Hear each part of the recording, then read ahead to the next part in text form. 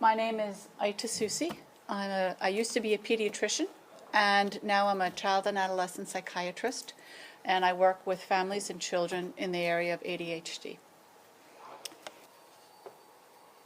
So what can you do as a parent? You want to pick a few areas to address. You're not going to reshape and change your whole child. Pick a couple of areas. Maybe it's homework, maybe it's helping with chores, maybe it's getting ready for school, whatever it is. Pick a few areas, discuss it with your child, and set clear boundaries, and have the discussion when your child is not upset. So on a Saturday afternoon, talk about what your expectations are when there's no upset. No child or adult can learn when they're in the experience of upset. You can't take in new information because you're crying and angry or whatever it is. In a calm way, discuss what you want, and then when there are problems, key part here, remain neutral when there are violations and simply institute the consequences. Oh, I see you didn't take out the trash, and so we have an agreement that when the trash isn't taken out, there'll be no screens for the rest. No screens means no TV, no laptop, no iPad, blah, blah, blah, for the rest of the evening. Done. You don't have to say, I've told you 1,000 times. You don't have to say, when are you going to learn? You don't have to do any of that stuff. It's just remain neutral and institute the consequence. And love your child. This is your child, a really beautiful, beautiful being who doesn't know any better, and growth takes place in a loving environment. So with all of this chaos going on, bring your heart in and deliver your consequences with neutrality. And I think that's the most important part of this talk, is that we need to love our children even when they're not behaving the way we would like them to behave. It's not their fault, and they'll grow with neutrality and clear consequences and love. Tips.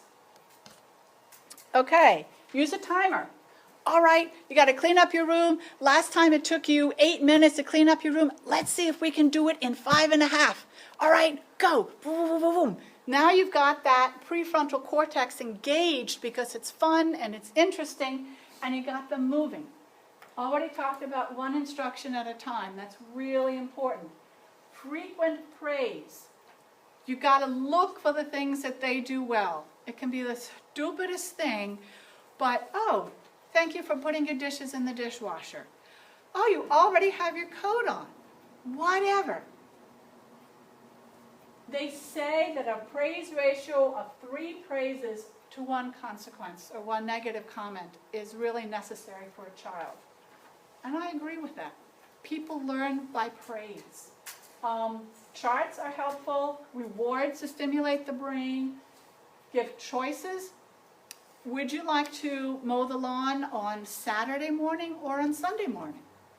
You're mowing the lawn, but you have an option. That gives a child a bit of power. Reminders and support. Again, be creative with all of this stuff, and back to be patient. Other points. Things can look normal on the outside for adults and for kids, and inside there can be a lot of turmoil. Keep your cool. When there's a problem, don't raise your voice, don't point.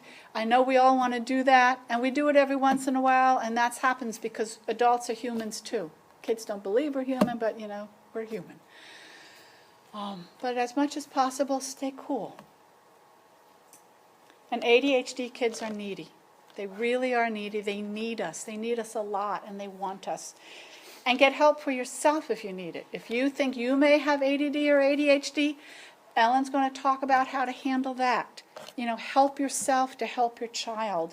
Or join a parent support group so you can go over coffee and then talk about, oh my God, my kid, da, da, da, da, da, and get support. Take-home message seems to be the same again.